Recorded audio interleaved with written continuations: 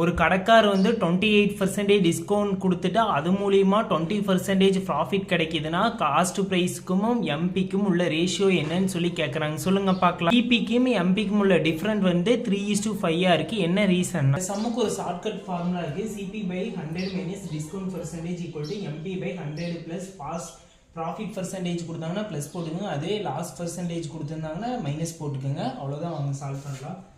CP by 100 minus அடுத்த discount எவ்வளோ 28 equal to அடுத்தது எம்பி பை அடுத்து 100 plus profit percentage 20 equal to CP by minus பண்ணிங்கன்னா 72 MP by இது ஆட் பண்ணிங்கன்னா 120 வருதா. இப்போ நம்மளுக்கு ஃபைனலாக என்ன கிடைக்குது? 72:120 கிடைக்குதா.